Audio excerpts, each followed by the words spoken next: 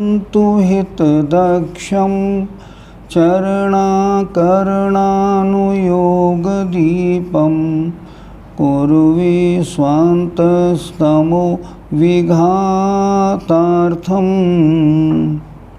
पंच परमेष्टि भगवान की जय।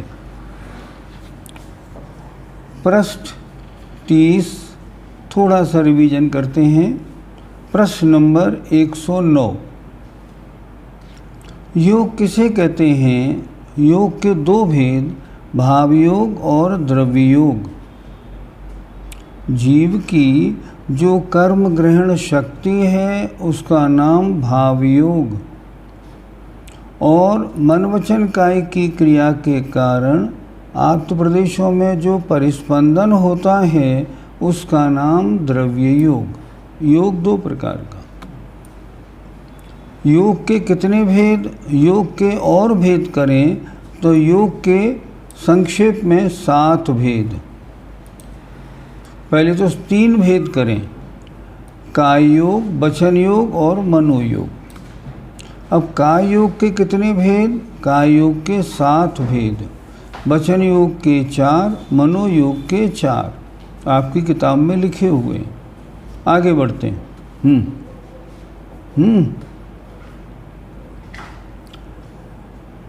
अब पहले औदारिक मिश्र का योग किसे कहते हैं? मिश्र माने जब तक औदारिक शरीर नहीं बना है, जब तक निवृत्त पर्याप्त अवस्था है, तब तक औदारिक मिश्र का योग। यहाँ देखिए, विग्रह गति के बाद मनुष्य अथवा त्रिंज गति में जब तक शरीर पर्याप्ति पूर्ण नहीं होती है, तब तक अर्थात अपर्याप्त अवस्था में उस जीव के कार्बन शरीर और औदारिक शरीर के निमित्त से आत्म प्रदेशों का जो परिस्पंदन होता है उसे औदारिक मिश्र का योग कहते हैं। कोई जीव आया और उसको मनुष्य या त्रिंज गति में जन्म लेना है, तो जन्म लेने में उसने आया, उत्पत्ति स्थान पर आ गया, शरीर मतलब उसने जन्म ले लिया।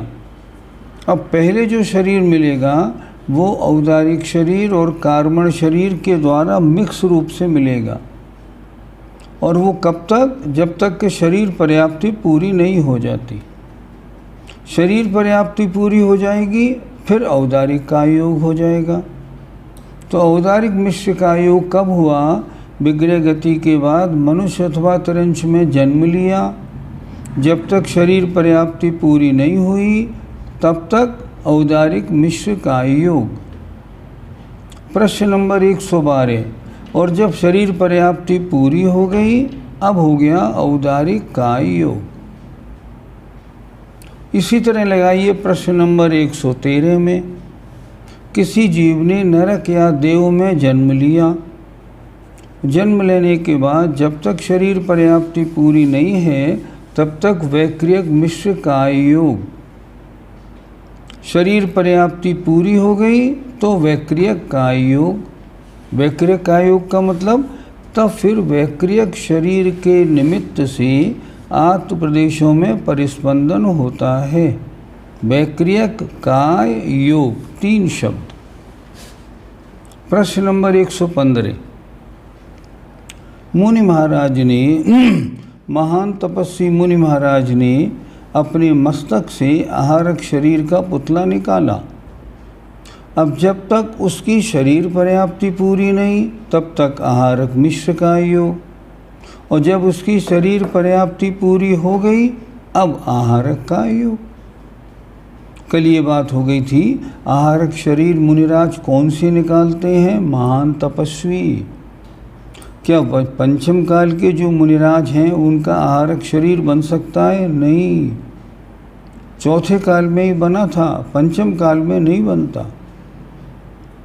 आहारक शरीर क्यों बनाया जाता है?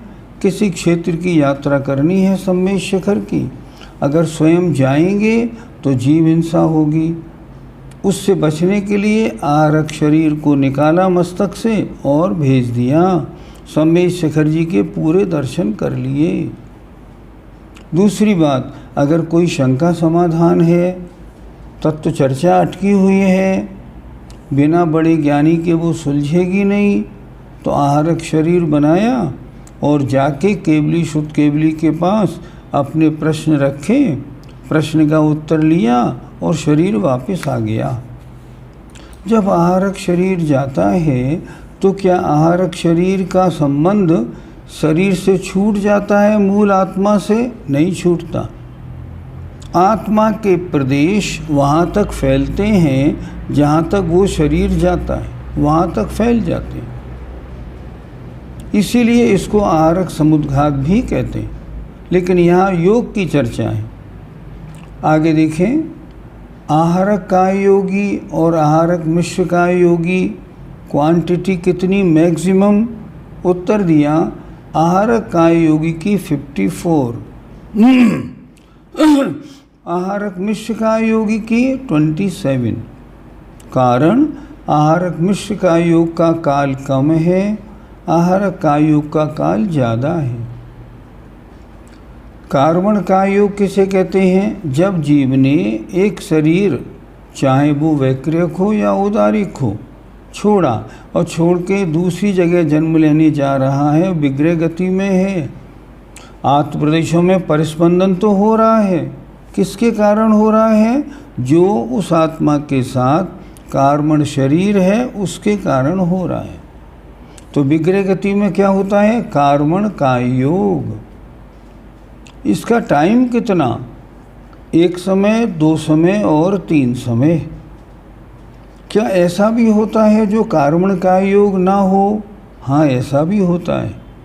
ऐसा कैसे हो जाएगा? अगर कोई जीव सीधी ऋजु गति से गया है और उसने मोड़ा नहीं लिया है तो उनके कार्बन काय योग होने का अवसर ही नहीं आएगा। कार्बन काय योग मोड़े में होता है, ऋजु गति में सिर्फ 1 समय लगता है, मोड़ा नहीं लगता।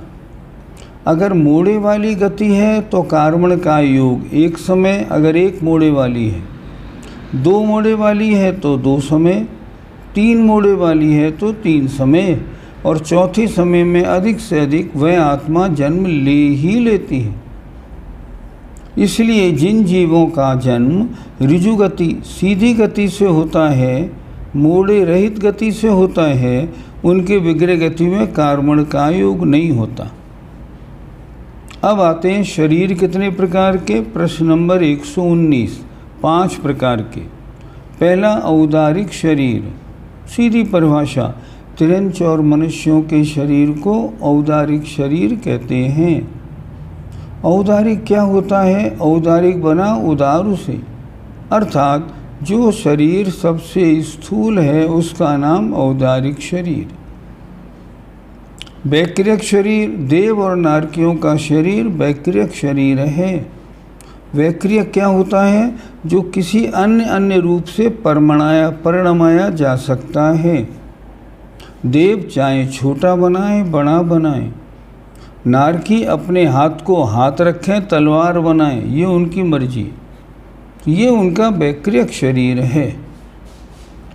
आहारक शरीर अभी बताया था, मुनि महाराज के मस्तक से जो निकलता है, ये क्या किस काम के लिए निकलता है, क्या क्या कारण दिए इन्होंने? तीर्थंकरों के दीक्षा कल्याणक आदि देखने हो, चैत्यालयों की वंदना करनी हो, असंयम से बचना हो, संदेह का निवारण करना हो, तो मस्तक से ये निकलता है। क्या इसमें सप्त धातु होती हैं? नहीं होती। इसका शयनन कौन सा? शयनन भी नहीं होता। इसका संस्थान कौन सा? समचतुरस्र, बहुत सुंदर दिव्य होता है। कितना बड़ा? 1 हाथ का, इतना बड़ा, 1.5 फुट का।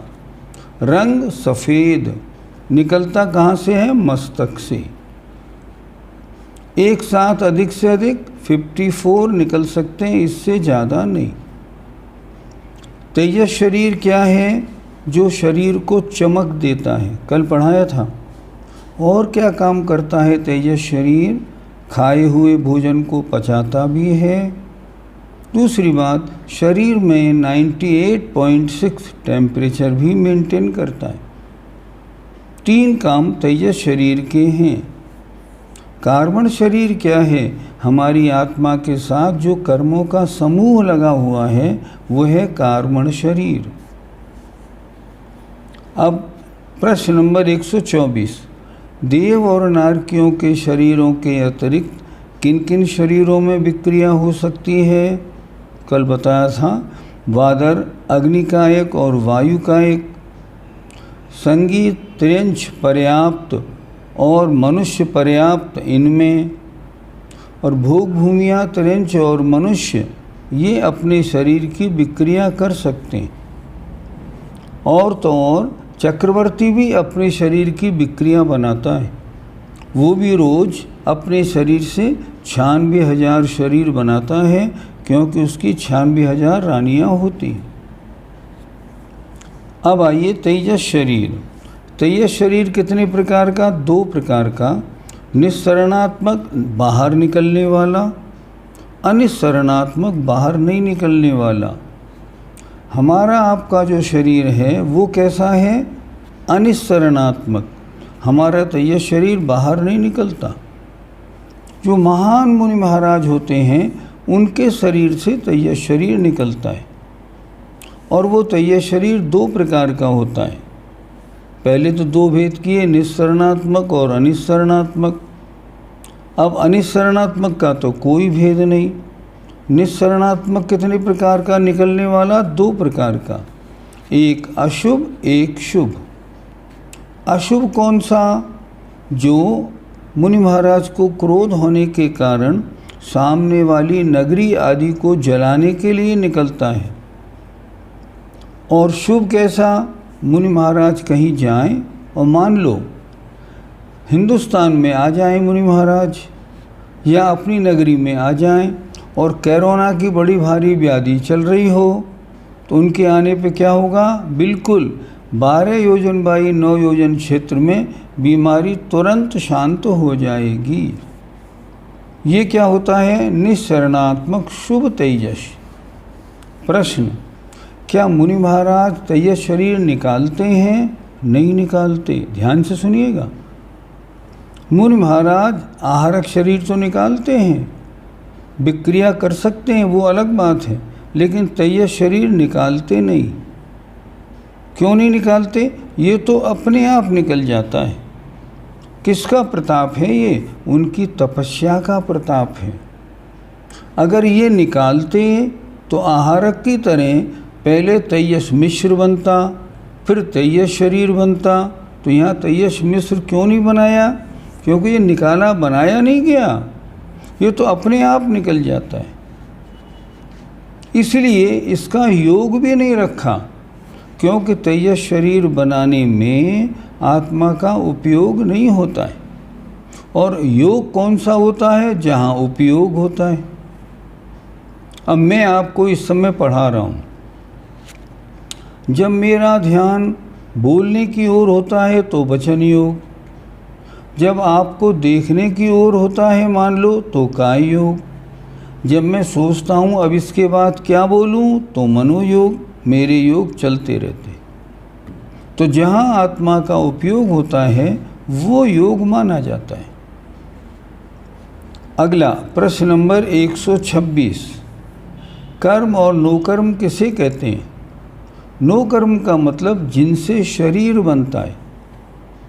औदारिक, वैक्रियक, आहारक और तेजस नामकर्म के उदय से जो 4 शरीर बने, ये शरीर नोकर्म। हमारा ये शरीर जो है ना, ये नोकर्म है। और कर्म किसे कहते हैं? ज्ञानावरणादि 8 कर्मों का जो समूह है वो कर्म है। यहाँ तक कल हो गया। एक बात आप लोगों से और कहनी है। आज से क्लास का टाइम 15 मिनट बढ़ा रहे हैं। किस लिए बढ़ा रहे हैं? क्यों? आप लोगों के प्रश्न बहुत होते हैं और प्रश्न करना बड़ा जायज़ है। प्रश्न तो होने चाहिए, ये बात समझ में कैसे आएगी? तो 9 बजे तक हम पढ़ाएंगे और 9 बजे के बाद 9:15 बजे तक हम केवल प्रश्नों के उत्तर देंगे। इसलिए 9 बजे तक मन लगा के पढ़िए और 9 के बाद 9:15 तक अपने अपने प्रश्न भेजिए, हम उसके उत्तर देंगे। इससे आपको भी आसानी होगी और हमें भी। बीच बीच में प्रश्नों के उत्तर हम नहीं देंगे। लास्ट के 15 मिनट हमने उत्तर के प्रश्नोत्तर के लिए रख लिए। अब आए प्रश्न नंबर 127, 127। देखें ध्यान से। विस्त्रसोपचय किसे कहते हैं? संपूर्ण आत्म प्रदेशों के साथ जो कर्म और नो कर्म बंधे हैं, उन कर्म और नो कर्म के प्रत्येक परमाणु के साथ जीव राशि से अनंतानंत गुणे विस्त्रसोपचय रूप परमाणु भी संबद्ध हैं, जो कर्म रूप या नो कर्म रूप तो नहीं हैं, किंतु कर्म रूप या नो कर्म रूप होने के लिए उम्मीदवार हैं। उन परमाणुओं को विस्त्रसोपचय कहते हैं। कुछ समझ में नहीं आया? ठीक समझिए। हमारे आत्मा के असंख्यात प्रदेश हैं। प्रदेश माने जितना स्थान आत्मा ने घेरा। आत्मा के हर प्रदेश के ऊपर अनंतानंत कर्म वर्गणाएँ हैं और उनसे अनंत गुनी नो कर्म वर्गणाएँ हैं, और उसी आत्म प्रदेश पर उससे अनंत गुणी वो वर्गणाएँ हैं जो अगले समयों में कर्म और नो कर्म रूप बनने वाली हैं, अर्थात जो वेटिंग लिस्ट में हैं। इधर प्रति समय समय प्रबद्ध कर्म आते हैं और प्रति समय समय प्रबद्ध कर्म अपना फल दे के झड़ते हैं। अब वो समय प्रबद्ध जो आते हैं वो कहाँ से आते हैं? कुछ लोग क्या समझते हैं, ऐसे चारों ओर जो भरी हुई है ना कर्म रूपम वर्गणाएं, उसमें से खिंच के आती हैं। खिंच के नहीं आती। तो क्या होता है, आत्मा के ऊपर जो पहले से वेटिंग लिस्ट में परमाणु बैठे हैं, वर्गणाएं बैठी हैं, जो अभी कर्म नो कर्म नहीं बनी हैं, उनके समूह का नाम है विस्त्रसोपचय।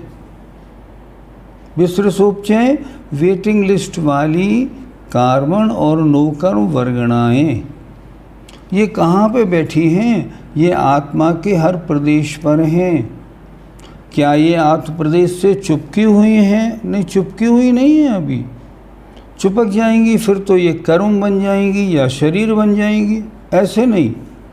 हाँ, बैठी हैं, वेटिंग लिस्ट में हैं। परिभाषा फिर एक बार पढ़िए। संपूर्ण आत्म प्रदेशों के साथ ये विस्त्रसोपचय की वर्गणा कहाँ है? आपके पूरे आत्मा के हर प्रदेश के ऊपर हैं। संपूर्ण आत्म प्रदेशों के साथ जो कर्म और नो कर्म बंधे हैं, अर्थात जो कर्म हैं 8 और जो नो कर्म माने शरीर एक में एक है, उन कर्म और नो कर्म के प्रत्येक परमाणु के साथ जीव राशि से अनंतानंत गुणे विस्त्रसोपचय रूप परमाणु भी संबद्ध हैं, बैठे हैं, जुड़े हैं। अभी चुपके नहीं, बंध को प्राप्त नहीं हुए। जो कर्म या नो कर्म रूप तो नहीं हैं, किंतु कर्म रूप या नो कर्म रूप होने के लिए उम्मीदवार हैं। अगले समयों में जो कर्म नो कर्म रूप परिणमन करेंगे, कर्म रूप परिणमन करेंगे तो क्या होगा? ज्ञानावर्णी दर्शनावर्णी रूप कर्म आत्मा से बंधेगा। नो कर्म रूप परिणमन करेंगे तो क्या होगा? इस शरीर के साथ जुड़ जाएंगी। तो जो वेटिंग लिस्ट में हैं, मौजूद हैं पर अभी जुड़े नहीं हैं, अगले समयों में आत्मा के साथ जुड़ने वाले हैं, ऐसे कर्म और नो कर्म वर्गणाओं के समूह को विस्त्रसोपचय कहते हैं। अच्छी तरह समझिएगा, उन्हें कहते हैं विस्त्रसोपचय। विस्त्रस माने स्वभाव से, उपचय माने इकट्ठे होने वाले। इन्हें कोई भेजता नहीं है, ये तो बाई नेचर आत्मा में आके और लाइन में जुड़ते जाते हैं।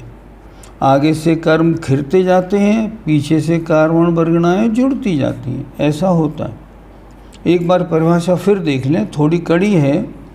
संपूर्ण आत्म प्रदेशों के साथ जो कर्म और नो कर्म बंधे हैं, उन कर्म और नो कर्म के प्रत्येक परमाणु के साथ जीव राशि से अनंतानंत गुणे विश्व सोपचय रूप परमाणु भी संबद्ध हैं, जो कर्म रूप या नो कर्म रूप तो नहीं हैं, किंतु कर्म रूप या नो कर्म रूप होने के लिए उम्मीदवार हैं, वेटिंग लिस्ट में हैं।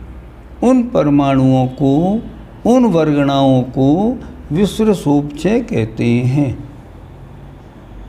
ये कैसे इकट्ठी हो जाती हैं? स्वभाव से इकट्ठी हो जाती हैं। उनके समूह को कहा विश्व सोपचय। अब इसके आगे 3 प्रश्न हैं, देखिए 128, 129 और 130 इन्हें छोड़ दीजिए, ये आप लोग नहीं समझ पाएंगे। इनका उत्तर थोड़ा कठिन है, बहुत कठिन है, इसलिए 128, 29 और 30 को आप छोड़ दें। अब आए 131। जिन्हें इन तीनों का उत्तर अच्छी तरह देखना हो वो जीव कांड निकाल लें। जीव कांड की गाथा 250 के आसपास में इन तीनों का बहुत बड़ा लंबा चौड़ा स्वरूप दिया हुआ है।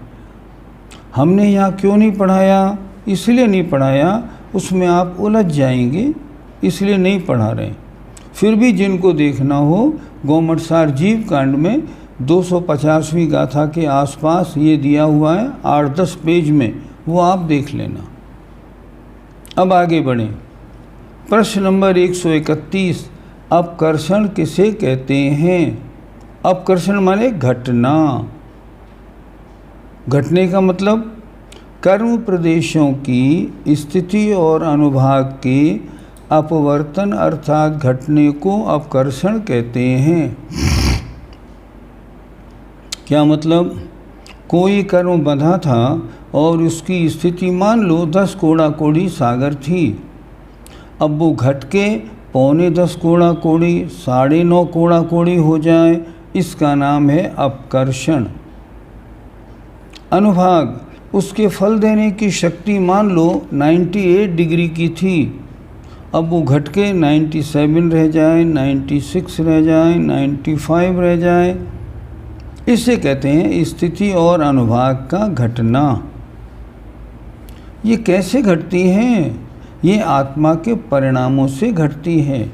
हमारी आत्मा के साथ जो पाप कर्म बंधे हैं, यदि हम पुण्य कार्य अधिक करेंगे तो पाप कर्मों की स्थिति और फल देने की शक्ति अनुभाग दोनों घटेंगे। इसे कहते हैं अपकर्षण। अर्थात पूजा आदि करने से पाप कर्मों की स्थिति और अनुभाग का अपकर्षण होता है, घटना। अब आइए प्रश्न नंबर 132, उत्कर्षण किसे कहते हैं? उत्कर्षण माने बढ़ना। कर्म प्रदेशों की स्थिति और अनुभाग की वृद्धि को उत्कर्षण कहते हैं। अर्थात ऐसे आत्मा के परिणाम हो जाएं जो पहले बंधे हुए कर्मों की स्थिति माने टाइम भी बढ़ जाए और अनुभाग फल देने की शक्ति भी बढ़ जाए, उसे कहते हैं उत्कर्षण। पूजा आदि करने से जो पुण्य कर्म होते हैं उनके अनुभाग में वृद्धि होती है। पहले फल कम देने वाले थे, अब आपने धार्मिक कार्यों में समय ज़्यादा लगाया, अब वो ज़्यादा फलदायी बन गए। पाप कर्मों की स्थिति पाप कर्म तीव्र कषाय से बढ़ती है। तो स्थिति और अनुभाग का घटना अपकर्षण, स्थिति और अनुभाग का बढ़ना उत्कर्षण कहलाता है। प्रश्न नंबर 133, कार्मण का योग किस किस गुणस्थान में होता है? कब होता है ये बताएं। देखें, विग्रह गति की अपेक्षा कार्मण का योग पहले, दूसरे और चौथे गुणस्थान में होता है। विग्रह गति में गुणस्थान कौन से होते हैं? 1, 2 और 4। कोई जीव मरण करे जब वो विग्रह गति में है, रास्ते में है, तो 3 गुणस्थान में से कोई एक गुणस्थान होगा, पहला, दूसरा और चौथा। कोई महामुनि महाराज हो मान लो और 11वें गुणस्थान में मरण करें, तो मरण करने के बाद कौन से गुणस्थान में जाएंगे? चौथे में। जब तक आत्मा उस मनुष्य शरीर में है तब तक गुणस्थान 11वां, और जब उस मनुष्य शरीर से आत्मा निकली और देव पर्याय की ओर बढ़ी, गुणस्थान चौथा। कब से? पहले समय से। आत्मा उन मुनि महाराज के शरीर से निकली, जब तक मुनि महाराज के शरीर में थी तब तक आत्मा का गुणस्थान 11वां उपशम श्रेणी में। और मरण हो गया, पहले बताया था ना, आयु क्षय हो गई, आयु समाप्त हो गई, तो क्या होगा? शरीर छूटेगा, तो पहले समय से गुणस्थान चौथा, क्योंकि मुनि अवस्था होने पे 11वां गुणस्थान होता है और मुनि अवस्था विग्रह गति में होती नहीं, तो विग्रह गति में गुणस्थान चौथा होता है। तो मरने के उपरांत 3 गुणस्थान विग्रह गति में रहते हैं, 1, 2 या 4। और सूत्र है तत्वार सूत्र का, विग्रह गतौ कर्म योग। विग्रह गति में कार्मण का योग होता है। और कहाँ होता है? देखिए, केवली समुद्घात की अपेक्षा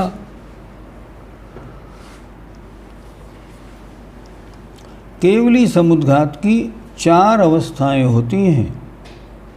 पहली अवस्था होती है दंड, दूसरी कपाट, तीसरी प्रतर और चौथी लोकपूरण। दंड में औदारिक का योग होता है, कपाट में औदारिक मिश्र का योग होता है, और प्रतर और लोकपूरण इन 2 अवस्थाओं में शरीर से संबंध नहीं रहता, इसलिए कार्मण का योग होता है। प्रश्न क्या था? कार्मण का योग किस किस गुणस्थान में होता है? तो विग्रह गति की अपेक्षा 1, 2 और 4 गुणस्थान में, और समुद्घात की अपेक्षा केवली भगवान के द्वारा प्रतर और लोकपूर्ण अवस्था में कार्मण का योग होता है। आगे बढ़ो। अब आए प्रश्न 134। प्रश्न 134 में क्या लिखा? वचन योग और मनोयोग के 4 भेदों का स्वरूप क्या है? कितनी तरह के योग बताए थे? 15। काय योग 7, वचन योग 4, मनोयोग 4। तो आपने काय योग की चर्चा तो कर ली। औदारिक औदारिक मिश्र, वैक्रियक वैक्रियक मिश्र, आहारक आहारक मिश्र और कार्मण 7 हो गए। अब प्रश्न आया, अब ये बताइए वचन योग और मनोयोग के 4 भेद कौन से? पहले समझ लेते हैं, पढ़ेंगे किताब बाद में, पहले समझिए अच्छी तरह। आपने सच बोला, सत्य वचन योग। झूठ बोला, असत्य वचन योग। आपने उभय बोला, सत्य और असत्य दोनों मिक्स बोला, तो क्या हुआ? तीसरा, उभय वचन योग। और ऐसे वचन बोले जो ना सच हैं ना झूठ हैं, तो अनुभय वचन योग। अन उभय, ना सच हैं ना झूठ हैं, ऐसे। फिर ध्यान से देखें, उदाहरण से बता रहा हूँ। आपने सच बोला, मैं खाना खा के नहीं आया हूँ, सत्य वचन योग। आप खाना खा के आए थे, फिर भी आपने बोला नहीं मैं खाना खा के नहीं आया हूँ, असत्य वचन योग, झूठ बोल दिया आपने। अब देखो, उभय वचन योग सच भी है और झूठ भी है। एग्जाम्पल, हमने बोला 1 गिलास दूध ले आइए, और आप दूध तो ले आए लेकिन बजाय 1 गिलास में और कटोरे में ले आए। दूध तो लाए लेकिन कटोरे में लाए, गिलास में नहीं लाए। तो हमने पूछा दूध ले आए? हाँ, लेकिन ये सच भी है और झूठ भी है। सच तो इसलिए है कि दूध ले आए, झूठ इसलिए है कि गिलास में कहाँ लाए, आप तो कटोरे में लाए। तो ये वचन हुआ सच भी और झूठ भी। एक वचन ऐसा होता है जो ना सच है ना झूठ है। ये कैसे? हमने पूछा आपसे आपका नाम क्या है? आपने बोला मेरा नाम दृष्टि है। अब आपने अपना नाम बोला, मेरे पूछने में मैंने जो पूछा ना आपका नाम क्या है, ये सच है ना झूठ है? आपने जो बताया वो सच। हमने बोला खड़े हो जाइए, अब ये ना सच है ना झूठ है। हमने बोला कृपया हमको 5 रुपये दे दीजिए, ये सच है ना झूठ है? इस तरह वचन 4 प्रकार के, सच, झूठ, सच भी और झूठ भी, और ना सच ना झूठ, 4 प्रकार। अब इन वचनों को बोलने के लिए जो मन लगा वो भी 4 प्रकार का हो गया, क्योंकि हमारी सारी क्रियाएं शरीर की मन के माध्यम से होती हैं। हम पहले सोचते हैं आज पूछेंगे मैं झूठ बोलूँगा, तब तो मैं झूठ बोलता हूँ। तो हमारी सारी क्रियाएं मन से होती हैं, इसलिए सच बोलने के लिए सत्य मनोयोग, झूठ बोलने के लिए असत्य मनोयोग, सच और झूठ दोनों उभय के लिए उभय मनोयोग, और ना सच ना झूठ इसके लिए अनुभय मनोयोग, 4 प्रकार का। किताब में थोड़े उदाहरण कड़े हैं, लेकिन अब आप देखेंगे तो समझ में आएंगे। चलिए देखते हैं। प्रश्न नंबर 134 चल रहा है। उत्तर: पदार्थ को कहने या विचारने के लिए जीव की सत्य असत्य उभय और अनुभय रूप 4 प्रकार से वचन और मन की जो प्रवृत्ति होती है, वचन की प्रवृत्ति को वचन योग, मन की प्रवृत्ति को मनोयोग कहते हैं। 4 प्रकार के वचन बोलने में जो वचन की प्रवृत्ति हुई वो वचन योग, और मन की प्रवृत्ति हुई वो मनोयोग। इस तरह 4 प्रकार के वचन योग, 4 प्रकार के मनोयोग। अब उदाहरण देखिए। सम्यक ज्ञान के विषयभूत पदार्थ को सत्य कहते हैं, जैसे यह जल है, जल को जल कहना सच। दूसरा, मिथ्या ज्ञान के विषयभूत पदार्थ को असत्य कहते हैं, जैसे मृग मरीचिका को जल कहना। मृग मरीचिका क्या होती है? जब हिरन बालू के खेत में दौड़ लगाता है, जंगलों में बालू में दौड़ लगाता है, तो उसको दूर से बालू पानी जैसी चमकती हुई दिखती है, तो वो वहाँ पानी है, प्यास लग रही है, चलूँ चलूँ चलूँ, दौड़ता है उस तरफ। तो जब वो दौड़ता है उसे पानी मिलता नहीं, बेचारा प्यास में मर जाता है। तो ये हुई मृग मरीचिका, अर्थात पदार्थ है बालू, समझ रहे हैं जल, असत्य हो गया। तीसरा, दोनों के विषयभूत पदार्थ को उभय कहते हैं। उभय माने दोनों, अर्थात जहाँ सत्य और असत्य दोनों हों। जैसे कमंडलू को घट कहना, ये क्या है? घड़ा है। क्यों? इसमें पानी रखा जाता है। नहीं नहीं, आपका ये कहना तो ठीक है, इसमें पानी रखा जाता है इसलिए घड़े जैसा है, पर ये घड़ा नहीं है इसलिए झूठ है। तो सच भी और झूठ भी। जैसे कमंडलू को घट कहना, क्योंकि कमंडलू घट का काम देता है, इसलिए कथनचित सत्य है, और घटाकार नहीं है इसलिए कथनचित असत्य है। जो दोनों ही ज्ञान का विषय नहीं होता है ऐसे पदार्थ को अनुभव कहते हैं, जो न सच है न झूठ है। जैसे सामान्य रूप से यह प्रतिभास होना कि यह कुछ है, अब यह कुछ में न सच है न झूठ है। मेरी जेब में कुछ है, अब रुपया है या गिन्नी है या क्या है मालूम नहीं, तो न सच है न झूठ है। वचन 4 प्रकार के हो गए, इन्होंने बताए। कौन कौन से बता दिए यहाँ पे? सत्य वचन, असत्य वचन, उभय वचन और अनुभय वचन, 4 प्रकार। सच बोलने वाले वचन सत्य वचन, झूठ बोलने वाले वचन असत्य वचन, सच भी हो और झूठ भी हो।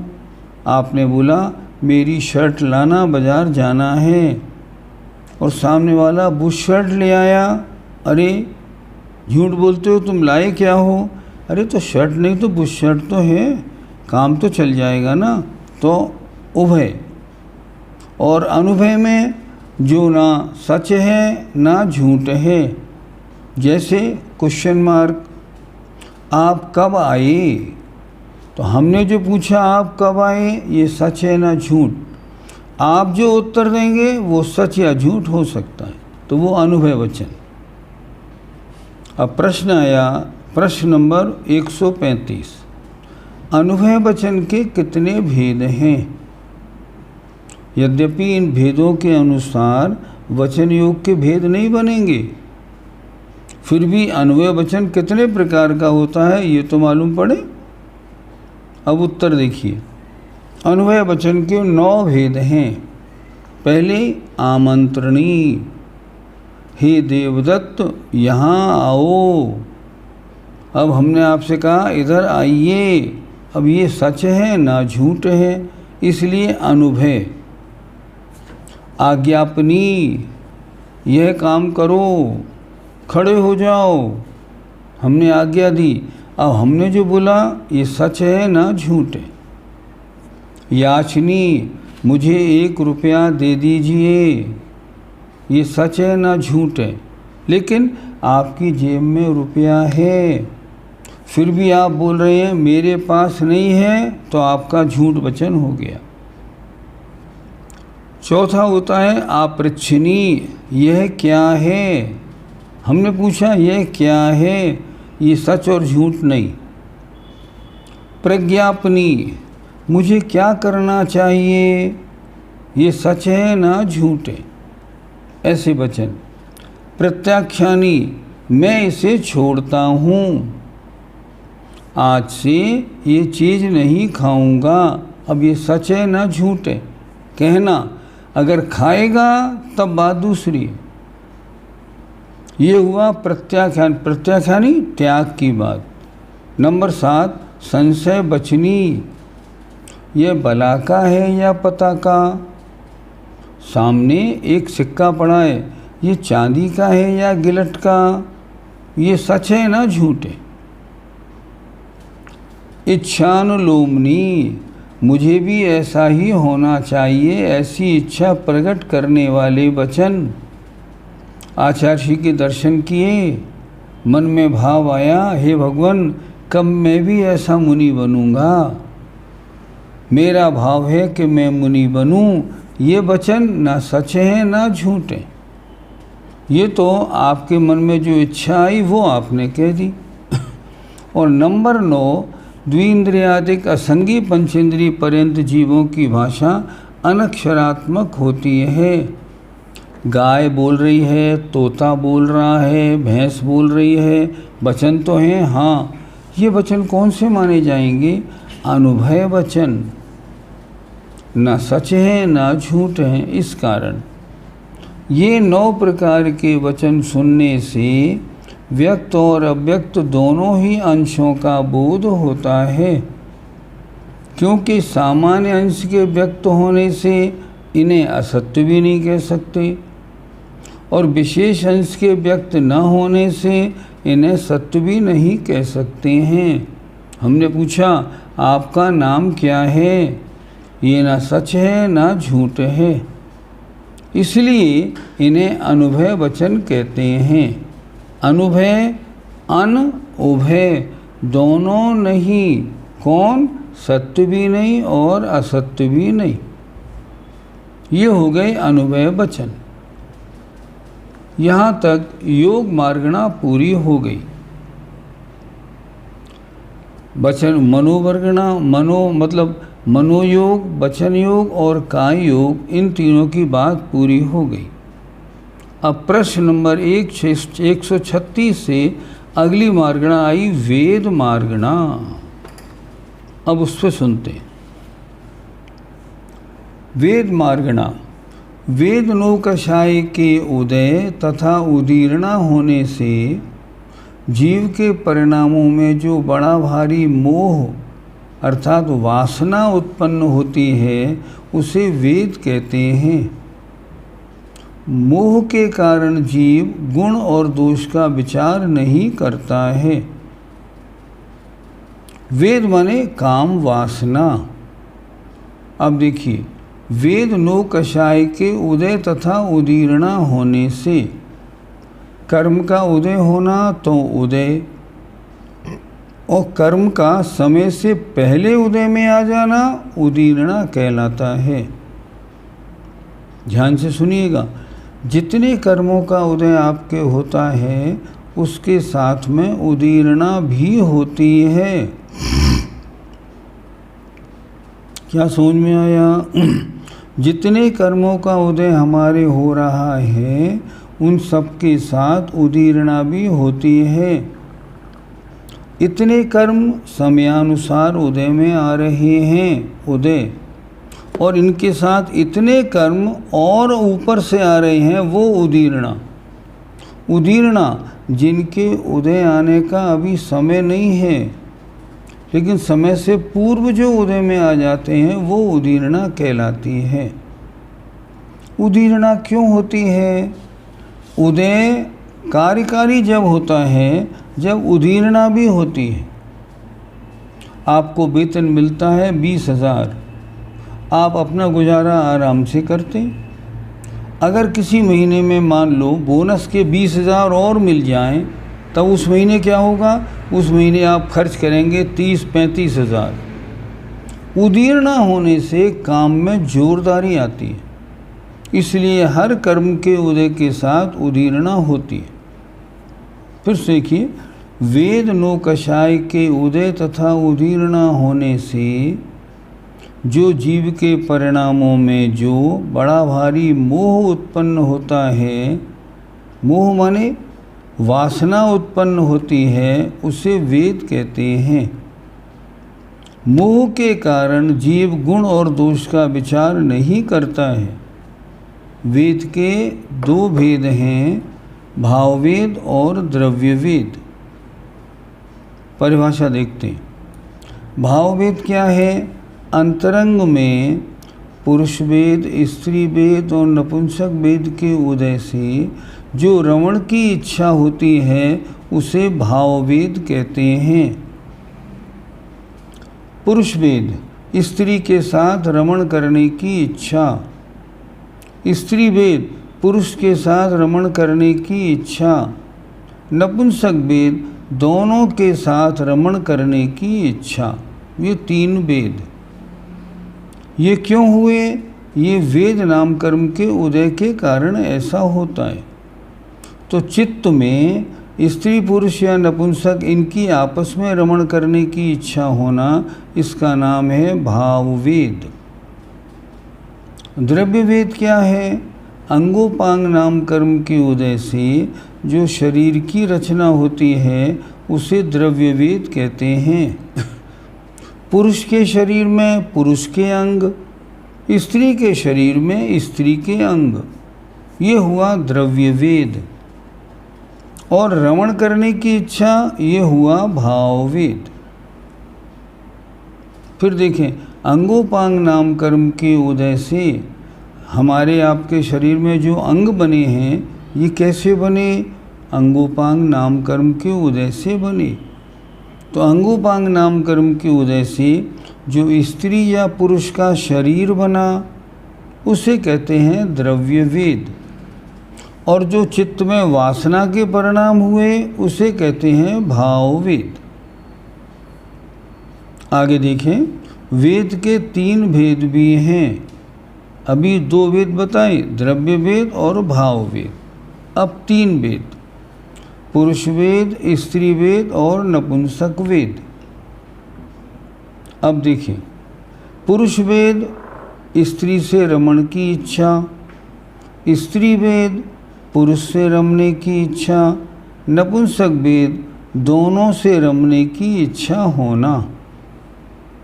अब ये कहाँ कहाँ कौन सा वेद पाया जाता है? देखिए, नारकियों में नपुंसक वेद, सारे नारकी नपुंसक होते हैं।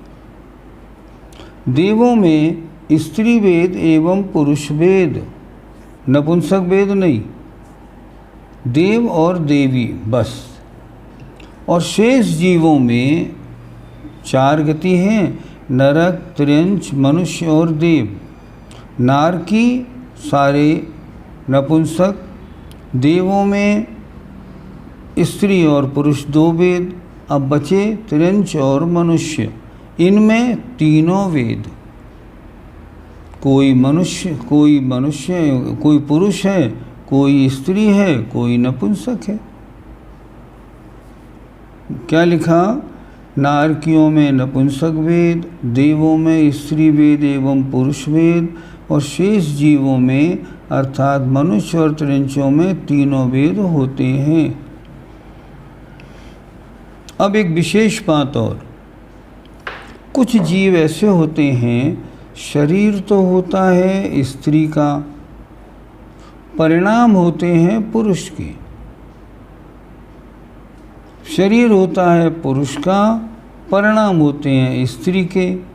उनको हम क्या कहते हैं? इनके वेद की विषमता, वेद वैषम्य है। अर्थात द्रव्य योग, द्रव्य वेद कुछ है, भाव वेद कुछ है। देखिए क्या लिखा इन्होंने, परंतु कर्म भूमि के मनुष्य और त्रिंचों में कहीं विषमता भी पाई जाती है। विषमता, डिफरेंस भी पाई जाती है। इन्होंने ऐसा क्यों लिखा? कर्म भूमि के मनुष्य और त्रिंचों में इसलिए लिखा कि भोग भूमि के मनुष्य और त्रिंचों में विषमता नहीं होती, सिर्फ कर्म भूमि के मनुष्य और त्रिंचों में विषमता होती, इसलिए लिखा। क्या लिखा? परंतु कर्म भूमि के मनुष्य और त्रिंचों में कहीं विषमता भी पाई जाती है। अर्थात द्रव्य वेद कुछ होता है और भाव वेद कुछ होता है। शरीर स्त्री का और परिणाम मनुष्य के। जैसे एग्जाम्पल मान लीजिए इंदिरा गांधी, शरीर से तो स्त्री लेकिन कुब्बत पुरुष जैसी। मान लीजिए किरण बेदी हैं, शरीर से स्त्री, बोल्ड पुरुषों जैसी। हो सकता है इनमें वेद की विषमता हो। क्या लिखा देखें, अर्थात द्रव्य वेद कुछ होता है और भाव वेद कुछ होता है। अब बता रहे हैं स्त्री पुरुष की जो वासना है उसका उदाहरण क्या दे रहे हैं। कहना क्या चाह रहे हैं, पुरुषों में काम वासना कम होती है, स्त्रियों में ज़्यादा, नपुंसक में और भी ज़्यादा। उदाहरण देखिए, पुरुष वेद की बाधा तृण की आग के समान। अर्थात पुरुषों में जो वासना है वो तो तृण की आग के समान है, और स्त्री वेद की बाधा कंडे की आग के समान। तृण में जो आग लगी ना 2 मिनट में ख़त्म हो गई।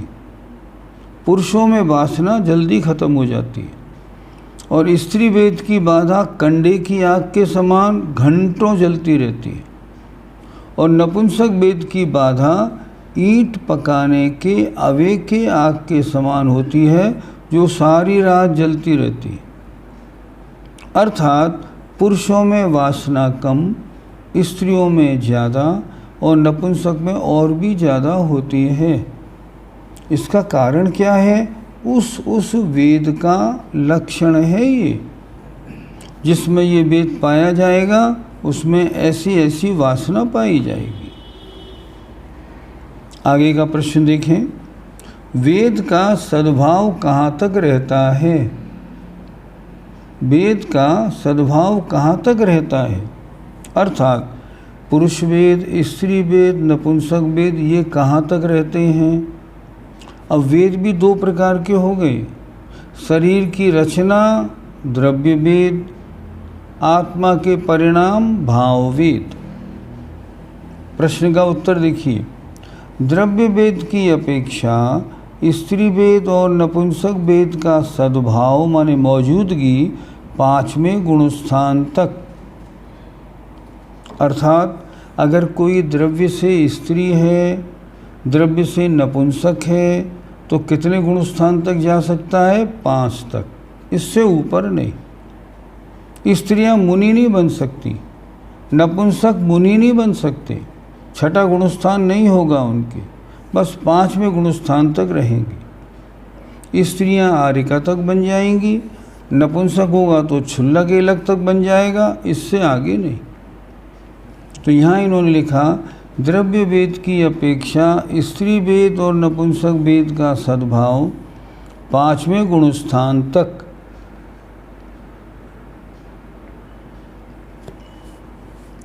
तथा पुरुष वेद का सद्भाव 14वें गुणस्थान तक होता है। इससे क्या समझना?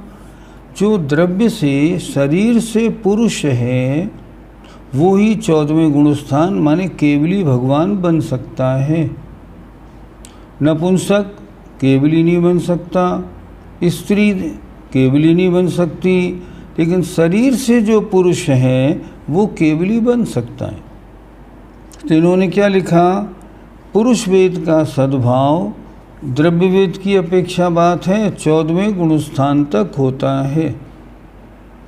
अब आइए भाववेद परिणामों की अपेक्षा। भाववेद की अपेक्षा तीनों वेदों का सद्भाव स्त्री वेद, पुरुष वेद, नपुंसक वेद का सद्भाव 9वें गुणस्थान के पूर्वार्ध पहले आधे हिस्से तक रहता है। ऐसा क्यों लिखा? जब मुनि महाराज 8वें गुणस्थान के बाद 9वें गुणस्थान में प्रवेश करते हैं तो 9वें गुणस्थान में उनके वेद का सद्भाव रहता है, और जब वो 9वें गुणस्थान के आधे भाग को पार करते हैं परिणामों की विशुद्धि बढ़ाते बढ़ाते, तो आधे परिणाम तक उनके तीनों वेद या तो उपशम हो जाते हैं, उपशम श्रेणी हो, या क्षय हो जाते हैं, छपक श्रेणी हो। मतलब 9वें गुणस्थान के आधे भाग के साथ अगले आधे भाग में, फिर समझें, 9वें गुणस्थान की मान लीजिए 9वां गुणस्थान यहाँ से यहाँ तक है। अब यहाँ 8वें से 9वें में प्रवेश किया तो यहाँ तक आए, यहाँ तक तीनों वेद हैं, और यहाँ पे उन्होंने तीनों वेदों को छपक श्रेणी में क्षय कर दिया, उपशम श्रेणी में उपशम कर दिया, अब वेद रहित हो गई। तो अब यहाँ से ऊपर जाएंगे तो यहाँ कोई भाव वेद नहीं है। द्रव्य वेद तो है पुरुष का, पर भाव वेद नहीं है। क्या हुआ? फिर देखें शुरू से। द्रव्य वेद की अपेक्षा स्त्री वेद और नपुंसक वेद का सद्भाव, सद्भाव माने मौजूदगी, एग्जिस्टेंस 5वें गुणस्थान तक, क्योंकि स्त्री और नपुंसक 5वें गुणस्थान से आगे नहीं जाते, उन्हें दिगंबरत्व की आज्ञा नहीं। और पुरुष वेद का सद्भाव जो शरीर से पुरुष है उसके 14वें गुणस्थान तक होता है। भाववेद की अपेक्षा तीनों वेदों का सद्भाव 9वें गुणस्थान के पूर्वार्ध तक रहता है, 9वें गुणस्थान के मध्य तक है, उसके बाद वेद रहित अवस्था हो जाती है। इसके आगे के जीव वेद रहित होते हैं। इस तरह आज वेद की बात पूरी हुई। 8:55 हो गए। आज वेद मार्गणा हो गई, कल करेंगे कषाय मार्गणा। आइए अब जो प्रश्न हमारे पास आए हैं ना, अब उनके उत्तर देखते हैं। ध्यान से सुनिएगा।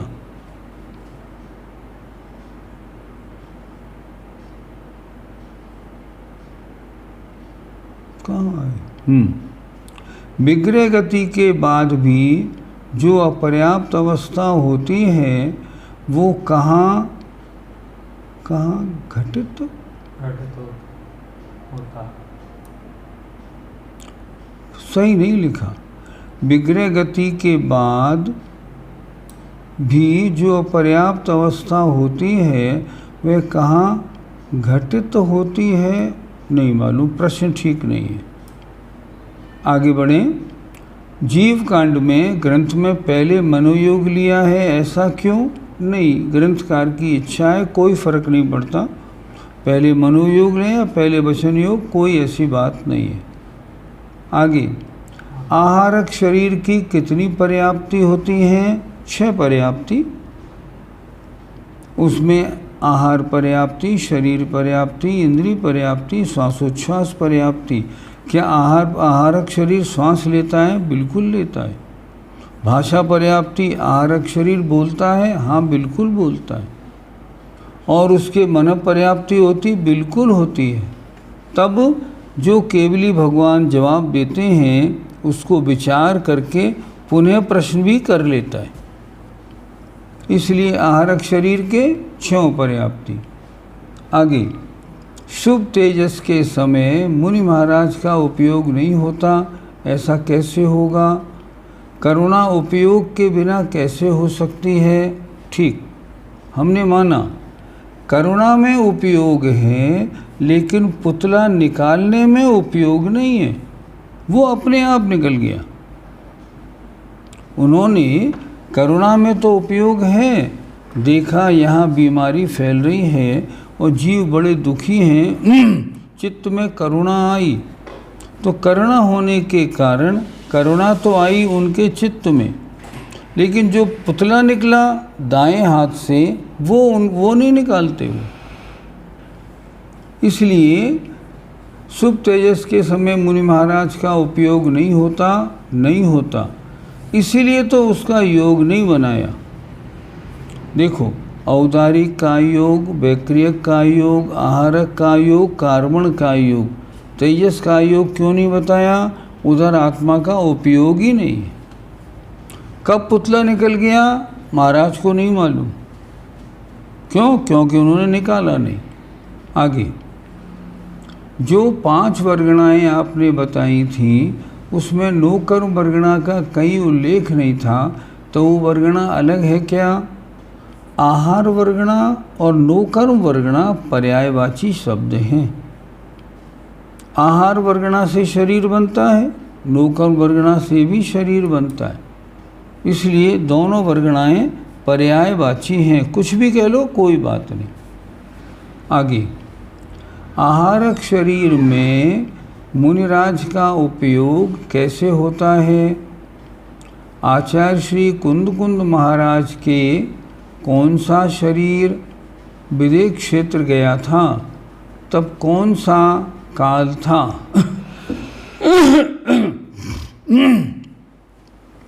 तीन प्रश्न हैं आपके। आहार शरीर में मुनिराज का उपयोग कैसा होता है? या तो यात्रा करने का होता है, या शंका पूछने का होता है, तीर्थंकरों के कल्याणक देखने का होता है, ऐसा उपयोग होता है। आचार्य कुंद महाराज का कौन सा शरीर विदेह क्षेत्र गया था? औदारिक शरीर। आचार्य कुंद कब हुए? ये 1ली-2री शताब्दी के महाराज थे, बड़े महान आचार्य, 1ली-2री शताब्दी के। काल कौन सा था? पंचम काल। पंचम काल में रिद्धियाँ नहीं होती, इसलिए आहारक रिद्धि उनको नहीं थी। वो गए थे विदेश क्षेत्र, हाँ ऐसा सुनते हैं कि वो विदेश क्षेत्र गए थे। कौन ले गए थे? उनको देव ले गए थे। उनका आहारक शरीर नहीं था, जो आहारक शरीर से काम होता, न उनका वैक्रियक शरीर था। तीसरा प्रश्न पूछा, तब कौन सा काल था? पांचवा काल था। आगे, आहारक मिश्र का योग में भी विग्रह गति का संबंध होता है क्या? प्रश्न बहुत अच्छा।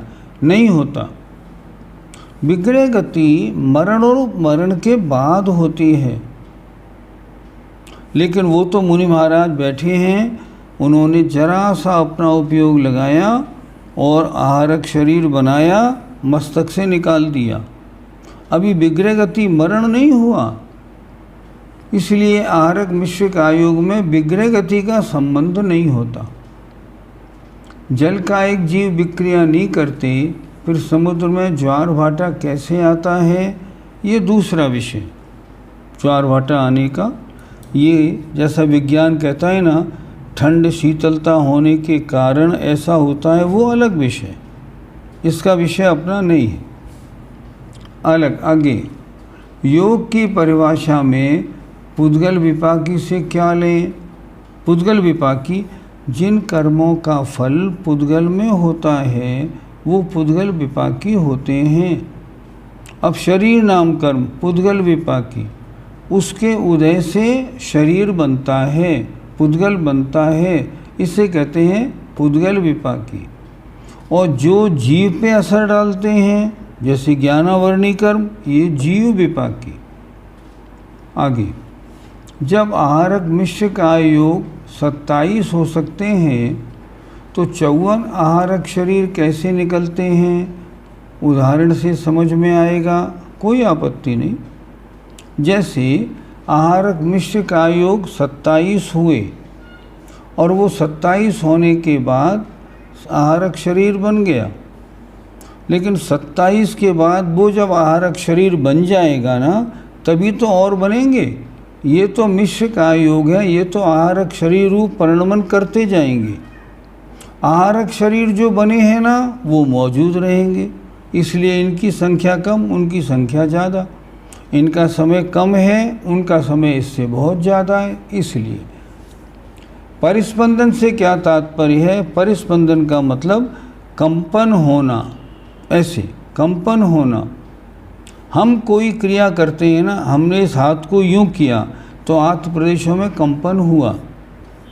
हमने कोई चीज़ खाई तो आत्म प्रदेशों में कंपन हुआ। मैं बोल रहा हूँ, आत्म प्रदेशों में कंपन हो रहा है। योग की परिभाषा में पुद्गल विपाकी से क्या लें? अर्थात मन वचन काय बनाने वाले शरीर नाम कर्म की अपेक्षा, ऐसे लगाएं। विग्रह गति का पहला समय और ऋजुगति का समय, इसमें क्या फ़र्क है? क्योंकि एक में कार्बन का योग बताया और दूसरे में नहीं। ये भी प्रश्न बहुत अच्छा, बहुत समझदारी का। देखिए, विग्रह गति के पहले समय से मतलब इस शरीर को छोड़ के आत्मा निकली, तो पहले समय विग्रह गति का पहला समय। और ऋजुगति का समय, ऋजुगति विग्रह गति का समय जब माना जाएगा जब वो मोड़ से जाएगा। यहाँ है वो और जन्म यहाँ लेना है, तो यूँ गया और यूँ जाएगा, तब एक मोड़ा हुआ, ये विग्रह गति। अगर यहाँ से मरा और यहीं पैदा हो गया तो ऋजुगति। ऋजुगति में मोड़ा नहीं लिया, विग्रह गति में मोड़ा लिया जाता है। आपने पूछा विग्रह गति का पहला समय, जो मोड़े वाली गति है उसका पहला समय विग्रह गति का पहला समय, और ऋजुगति का समय जो सीधा जा रहा है। विग्रह गति के पहले समय में जन्म नहीं होगा और ऋजुगति के पहले समय में जन्म भी हो जाएगा, इतना अंतर पड़ेगा। हाँ, जो जीव मोक्ष जाते हैं उनके विग्रह गति में कार्बन का योग नहीं बनता है क्या? पहली बात, कार्बन का योग मोड़े वाली गति में बनता है। यहाँ मोड़े वाली गति तो है नहीं, सीधी गति है। लेकिन बहुत अच्छी तरह समझिए, जो आत्मा मोक्ष जा रही है उसमें परिस्पंदन नहीं होता। क्यों नहीं होता? क्योंकि परिस्पंदन के कारण जो मन वचन काय हैं वो तो यहाँ समाप्त हो गए ना। आठों कर्म समाप्त हो गए तो मन वचन काय भी समाप्त हो गए। जब सब कुछ समाप्त हो गया तब आत्मा सिद्ध बनने के लिए ऊपर गई।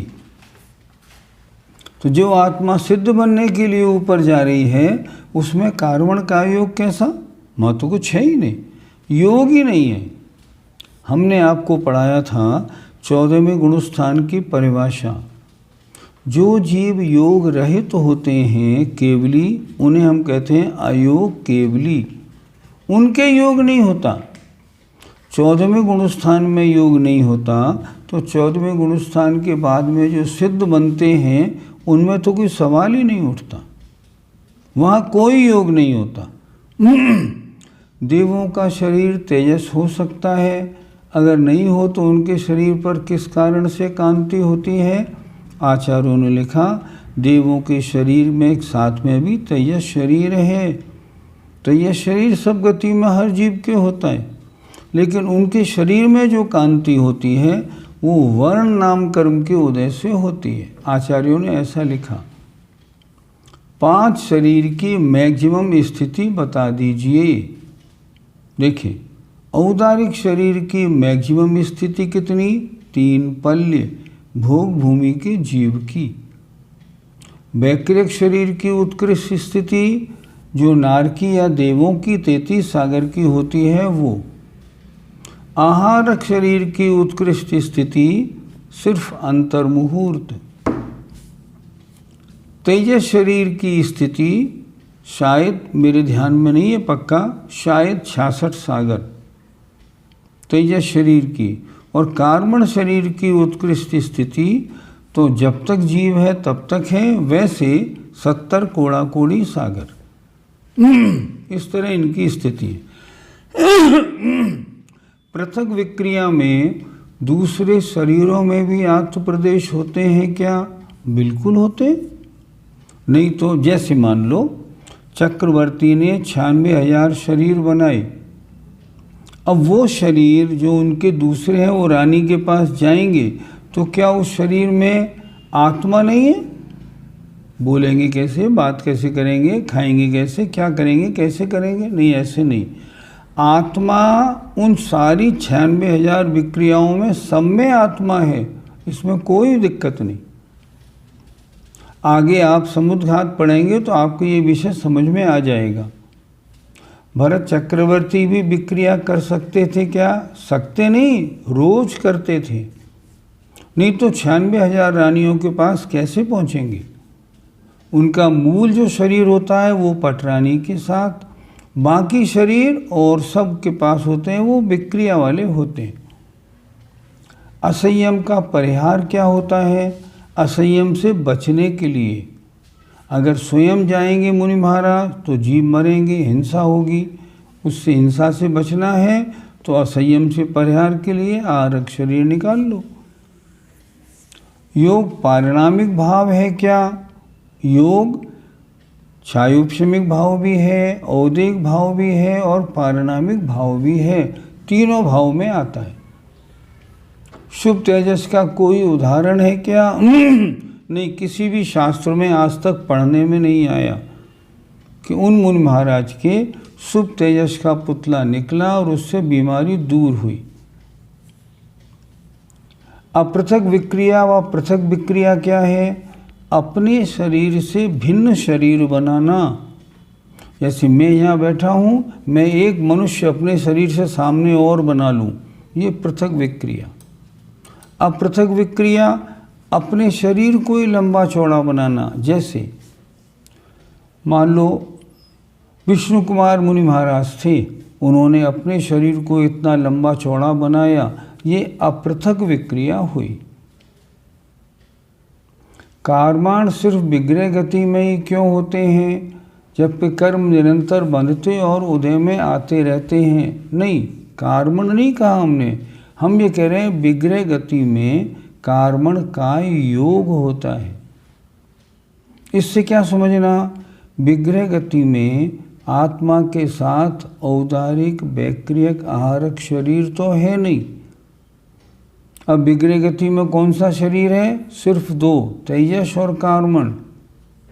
तेजस शरीर से योग होता नहीं, तो सिर्फ एक बचा कार्मण शरीर, उससे परिस्पंदन होता है। इसलिए कार्मण का योग सिर्फ विग्रह गति में बताया। नो कर्म किसे कहते हैं बता दिया था, जिनसे शरीर बनता है उनको कहते हैं नो कर्म। शुभ निश्चरणात्मक तेजस शरीर का रंग क्या होता है, सफेद धवल। विसृसोपचय का शाब्दिक अर्थ क्या है, विसृसोपचय, हाँ ऊपर, लब्ध पर्याप्तक जीव के औदारिक मिश्र का योग किस प्रकार होता है, शरीर तो उसका बनता ही नहीं। लब्ध पर्याप्तक जीव के शरीर बनाने की शक्ति योग्यता नहीं है, तो शरीर के योग्य परमाणु आते तो हैं, पर उनको पकड़ के शरीर बनाना उसकी आत्मा में नहीं आता। क्यों, क्योंकि उसकी आहार पर्याप्ति और शरीर पर्याप्ति अधूरी है, योग्यता ही नहीं है उसके, इसलिए उसके औदारिक मिश्र योग होता है। विसृसोपचय की परिभाषा सरल लिखा दीजिए। नहीं, लिखाने का काम नहीं, वो तो किताब में लिखा हुआ है। सरल परिभाषा आप देखो, अगले समयों में कर्म और नोकर्म रूप परिणमन करने वाली वर्गणाओं के समूह को विसृसोपचय कहते हैं। लिख लीजिए, आत्मा के अगले समयों में, आत्मा के अगले समयों में कर्म और नोकर्म रूप परिणमन करने की उम्मीदवार वर्गणाओं को कर्म विसृसोपचय, वर्गणाओं के समूह को विसृसोपचय कहते हैं।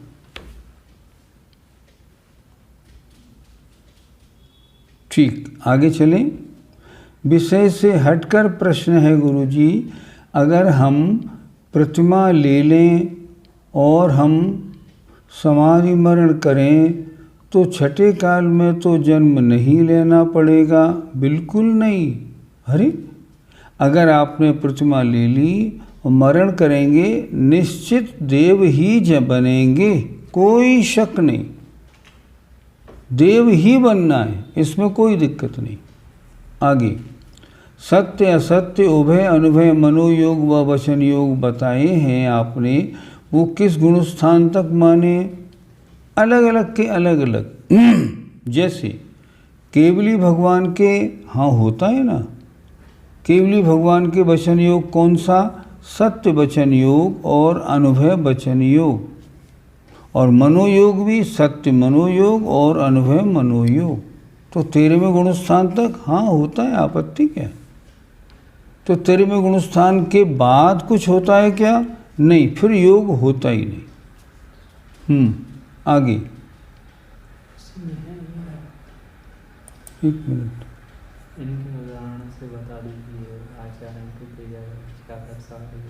आचार्यों ने तेजस शरीर की 66 सागर स्थिति क्यों बताई? क्योंकि तेजस शरीर की जो वर्गणाएं आती हैं, इससे ज़्यादा रुकती नहीं, वो आती हैं और झड़ती जाती हैं और छूटती जाती हैं। 70 पांचों शरीरों की उत्कृष्ट स्थिति बताइए। बता दी। कार्मण का योग में मिश्र क्यों नहीं मिला? वो सबके साथ मिलके शरीर बनाता है, उसके साथ कौन मिलेगा? जो कर्म झड़ जाते हैं वो विसृसोपचय बन जाते हैं क्या? हाँ, कोई आपत्ति नहीं। आपके जो निर्जरा हुई वो निर्जरा हुई और विसृसोपचय में आ गई, कोई आपत्ति नहीं, ऐसा हो सकता है। वैक्रियक शरीर वर्गणा में ऐसी क्या योग्यता है कि पृथक अपृथक विक्रिया संभव है, जबकि वे ही वर्गणाएँ औदारिक शरीर में हमारे भी हैं। क्या औदारिक शरीर से विक्रिया संभव है? यदि हाँ तो कैसे? दो बातें अलग अलग देखें। वैक्रिक शरीर की वर्गणाएँ ऐसी होती हैं जो पृथक अपृथक विक्रिया रूप परिणमन करने वाली होती हैं। अब प्रश्न, क्या औदारिक शरीर में भी विक्रिया संभव है? अभी हमने आपको बताया चक्रवर्ती रोज 96,000 विक्रिया करता है, उसमें होती है। विष्णु कुमार महामुनि महाराज ने विक्रिया की कि नहीं की? तो औदारिक शरीर में विक्रिया क्यों नहीं होती? आगे, क्या एक ही समयबद्ध कर्म उदय का निमित्त पाकर एक ही समय में सभी असंख्यात प्रदेशों में स्थित विश्वसोपचय रूप परमाणु एक साथ उम्मीदवार होते हैं और एक ही साथ बंध को प्राप्त होते हैं? नहीं। एक समय में कितनी कर्म नौकरों वर्गणाएँ हम ग्रहण करते हैं, आत्मा से जुड़ती हैं, इनके लिए लिखा समय प्रबद्ध। अच्छा, कितनी वर्गणाएँ वहाँ विश्वसोपचय में हैं, इनसे अनंत गुणी, सारी की सारी कभी ख़त्म नहीं होती स्टॉक, विश्वसोपचय हमेशा बना रहता है, इसलिए ऐसा नहीं होता। आगे, तेजस शरीर जब बाहर निकलता है तो आत्म प्रदेश भी उसमें रहते हैं क्या? हाँ बिल्कुल, वो तो तेजस समुद्घात हुआ ना, आत्मा उसके साथ जाता है बिल्कुल, लेकिन मुनि महाराज बना के भेजते नहीं है, इतना फर्क है। विश्वसोपचय में नौकर्म वर्गणाएँ किस कषाय की वजह से शरीर बनने में परिणत होती हैं? कषाय की वजह से नहीं, शरीर नाम कर्म के उदय से। कर्म और नौकर्म वर्गणाएँ, कर्म वर्गणाएँ तो होती हैं वो तो कषाय आदि बंध के कारणों से, नौकर्म वर्गणाएँ शरीर नाम कर्म के उदय से। विश्वसोपचय रूप परमाणु को हम कर्मरूप बनने से रोक सकते हैं क्या? नहीं रोक सकते। अगर आपको विश्वसोपचय अपनी आत्मा में से हटाना है तो शुद्ध अवस्था प्राप्त करनी पड़ेगी, तभी हटेंगे, नहीं तो नहीं। विश्वसोपचय हो गया। प्लीज़ 128, 129, 130 भी सरल करके एक बार बताइए। नहीं वो नहीं, उसको छोड़ दीजिए। अगर होता इस लायक तो मैं बता देता, मैं बताऊंगा, टाइम भी बहुत लगेगा, आपके पल्ले भी नहीं पड़ेगा। विग्रह गति में दूसरा गुणस्थान कैसे होता है?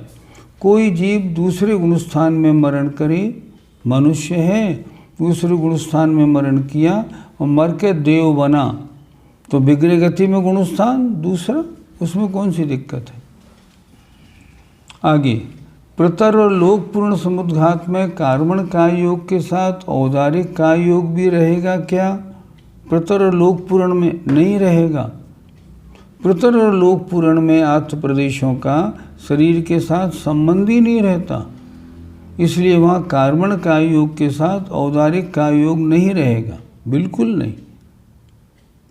बस समय आपका पूरा हो गया और मेरे ख्याल में शंकाएं भी समाप्त हो गई। मुझे उम्मीद है आज का ये कार्यक्रम जो 15 मिनट हमने बढ़ाया शायद आपको अच्छा लगा होगा। अच्छा लगा कि नहीं लगा? दृष्टि को तो अच्छा लगा, हाँ अच्छा लगा, बिल्कुल ठीक। इससे क्या होगा, अब सुविधा हो गई, आपको जो पूछना हो अंतिम 15 मिनट में पूछिए, शेष समय में किताब आराम से पढ़िए। समय हो गया है। जय जिनेंद्र।